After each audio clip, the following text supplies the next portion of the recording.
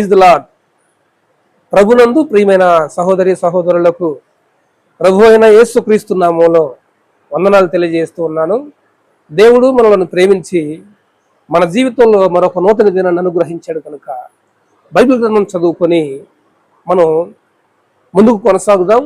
అందరం బైబిల్ గ్రంథం తీసి 23వ కీర్తన మొదటి వచనం నుండి మనం చదువుకుందాం. యెహోవా నా కాపరి నాకు లేమి కలుగదు. పచ్చిక గల చోట్లను ఆయన నన్ను పరుండ చేయుచున్నాడు.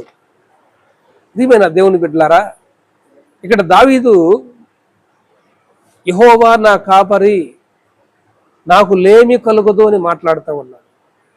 ఇక్కడ దేవుడు నాకు సహాయం చేయలేదు, నాకు అది కొరతగా ఉంది, ఇది కొరతగా ఉందని ఎంతోమంది బాధపడతా ఉంటారు.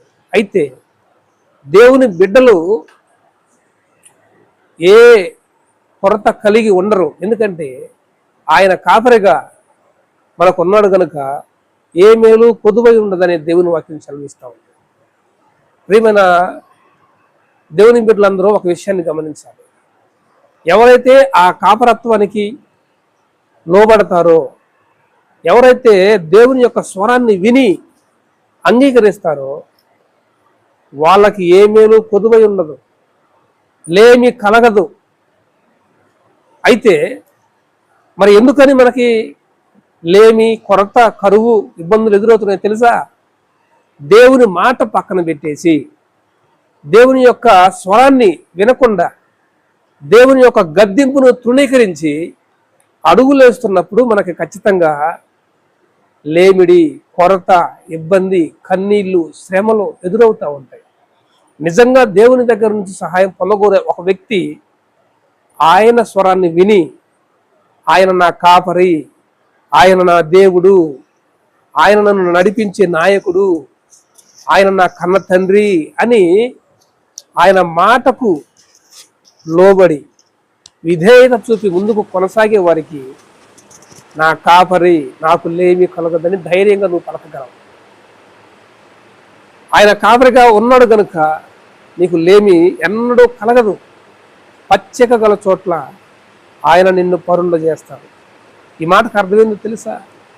ఎన్నడూ నీ జీవితంలో, నీ కుటుంబంలో, నీ బిడ్డల జీవితాలలో కూడా ఎండిపోయిన స్థితి లేదా అడుగంటిన స్థితి ఎప్పుడు ఎదురవ్వదు.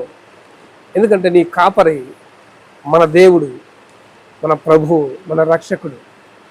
ఆయన మన జీవితంలో లేనప్పుడు ఎండిపోయిన స్థితి, ఎడారి భూమి లాంటి స్థితి, లేమి స్థితి మనకు ఎదురవుతా ఉంది.